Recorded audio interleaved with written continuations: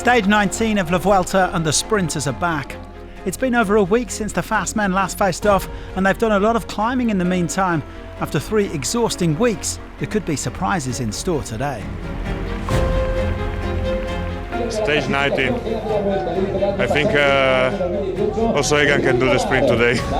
Everyone is tired, so we will see what can happen during the stage. Possible be a little bit crosswind. So I don't know what can be happening, but we'll see in the final. Caden Groves is the favourite, having already won 2 sprints, but he was beaten in the last 2, and he's also thinking about that green jersey. Of course, we go for the intermediate today. More points to gain back my lead on Remco would be nice, but yeah, for sure we try and close the breakaway before then and take some points before the final.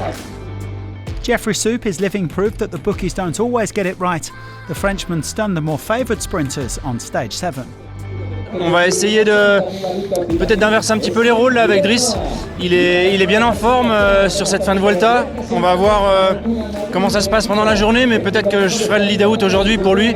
Pour gagner face à un Caden Groves, forcément il va falloir être malin, être judicieux. Donc on va essayer de tirer notre épingle du jeu dans le final, essayer de sortir au moment opportun, peut-être anticiper en tout cas, et on verra ce que ça donne. Alberto Dianese, a 2-time Giro stage winner, is still chasing his first sprint victory at La Vuelta. It's a bit different than the last sprint we did. There's a corner, 2Ks to go, and at the end you just need to get a good position and clear run to sprint. So hopefully, we can do a good job and set my sprint. 177 kilometres to cover on stage 19, which should be fairly straightforward, unless the wind picks up on the exposed roads between La Bagnesa and Iscar. Alpecin de Koenig will no doubt look to bring the breakaway back before the intermediate sprint, which comes 20k from the finish line, so Caden Groves can take maximum points before thinking about the final sprint shootout.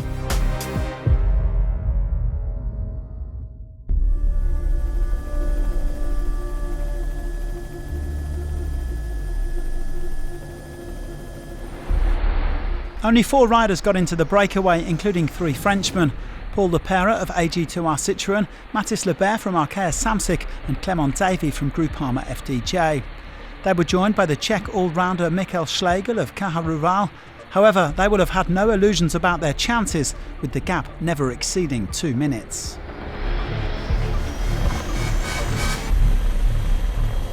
The sprint teams driving the peloton along at high speed, with slight echelons forming, but there wasn't enough wind to cause proper splits. UAE Team Emirates were up there with Alpecin de Koenig, working for Juan Sebastian Milano, winner of the last sprint in Zaragoza on stage 12. En la general es importante hacer cuarto, cualquier corredor no hace cuarto y obvio también es importante ganar etapas al sprint para nosotros, para mí, para el equipo.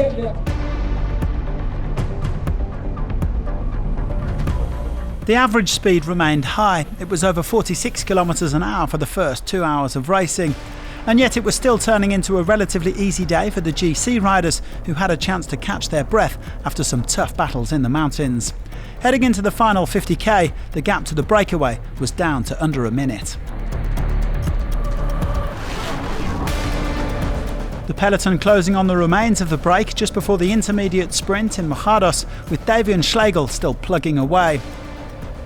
Davy would actually be first over the line, closely followed by Groves. Samuele Battistella then made the most of a brief lull to go on the attack for Astana Kazakhstan, who haven't had a single top 5 finish at this Vuelta. The former under-23 world champion giving it a good go, but it was almost impossible to hold off a charging peloton on these big wide roads. He was caught with 10k to go.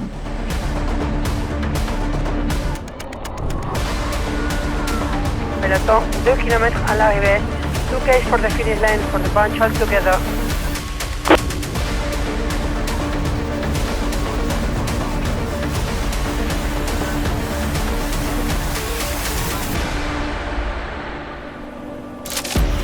1,400 metres remain. Team DSM-Firmenich are there, the Ineos Grenadiers in control, and at the moment in the top 10, Caden Groves is nowhere to be seen. Ghana in perfect position.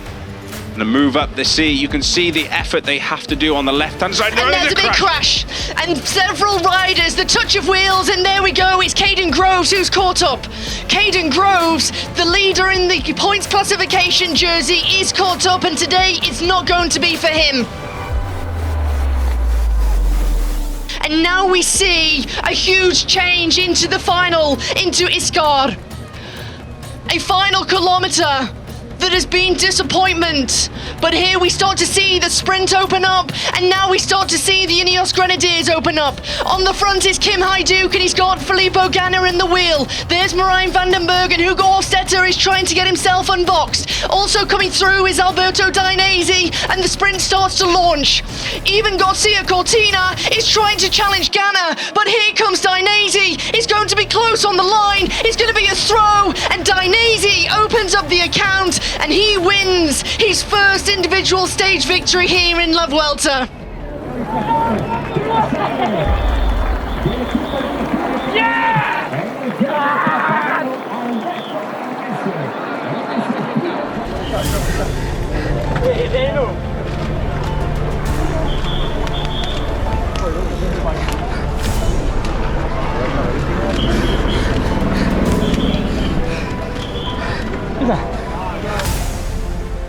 Dainese landing his 6th career victory and his 3rd on a Grand Tour. That is now 2 at the Giro and 1 at the Vuelta. The 25-year-old handing DSM-Firmenich their 2nd win of the race after the opening team time trial. The Italian's off to Tudor Pro Cycling next year, and he is set to leave on a high note. Today we executed the plan 100%.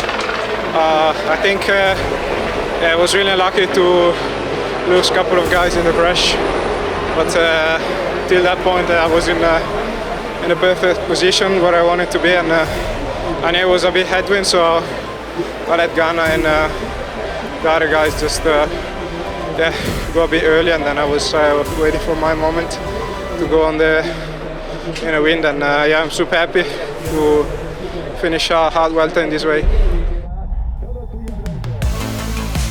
Dainese pipping Ganna to the line to take the win, with Marijn van den Berg 3rd and Davide Cimolai making it 3 Italians in the top 4.